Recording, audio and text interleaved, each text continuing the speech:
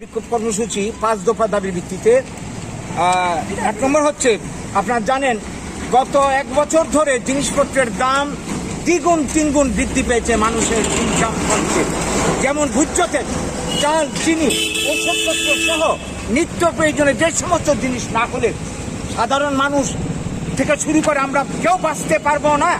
এই জিনিসগুলির দাম নিত্য বেড়ে চলেছে। কি কারণে বাড়ছে আমরা জানি না। মানুষের ইনকাম করছে এই কোভিড পরিস্থিতিতে, মানুষের কাজ নেই, কলকারখানা থেকে ছাঁটাই হচ্ছে, সর্বত্র থেকে ছাঁটাই হচ্ছে। এই জায়গাতে জিনিসের দাম বেড়ে চলেছে। গভর্নমেন্টের কোনো উদ্যোগ নেই, গভর্নমেন্টের কোনো পদক্ষেপ নেই।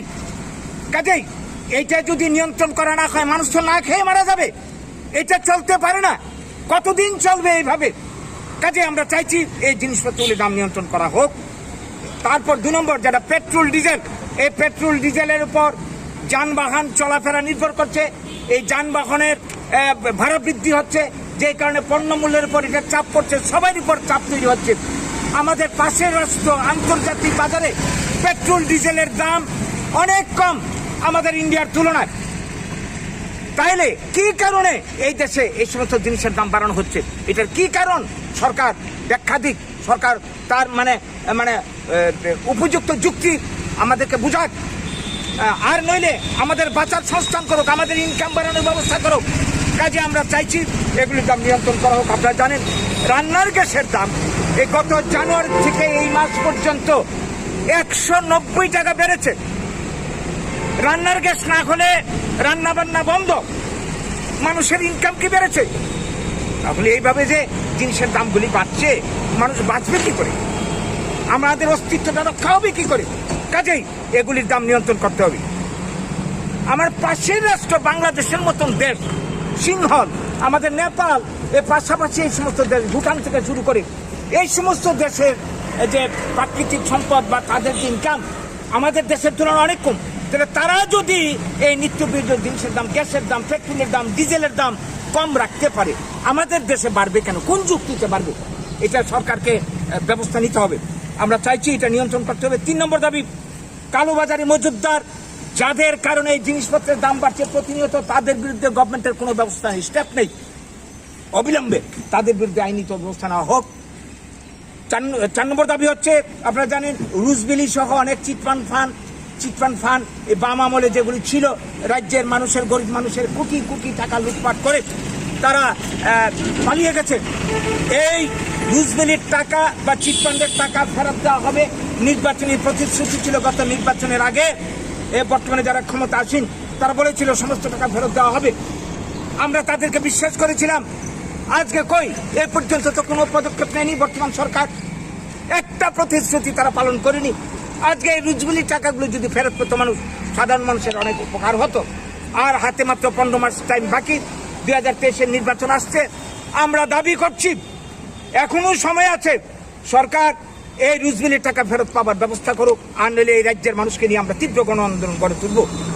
তারপর হচ্ছে, আজকে আমরা জানি সংস্থা থেকে শুরু করে কৃষি ক্ষেত্রগুলি আজকে পুঁজিপতি সংস্থার হাতে, কর্পোরেট সংস্থাগুলির হাতে বিক্রি করে দিচ্ছে দিনের পর দিন। গোটা দেশটা দেউলিয়া হয়ে যাচ্ছে দিনের পর দিন।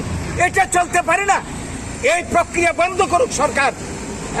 এইটা হচ্ছে আমাদের শেষ দাবি। এই 5টা দাবির ভিত্তিতে আমাদের আজকের এই আন্দোলন। আমরা এই রাজ্য জুড়ে, শুধু এখানেই নয়, এই ধরনের আন্দোলন চালিয়ে যাচ্ছি দীর্ঘদিন ধরে।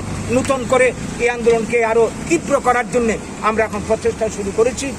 আজকে আপনাদের মাধ্যমে আমরা এই বার্তাটা সরকারকে দিতে চাইছি, রাজ্যের মানুষের কাছে আহ্বান রাখছি, আপনারা সবাই এগিয়ে আসুন। ঘরে বসে আমরা আর কত এইভাবে পরে মার খাবো? আজকে দেখেন আমাদের এই যে আন্দোলনটা, আমরা অনুমতি চেয়েছি 1 সপ্তাহ ধরে পুলিশ বাবুদের কাছে, থানার কাছে, এসডিপুর কাছে, ডিএম সাহেবের কাছে পর্যন্ত।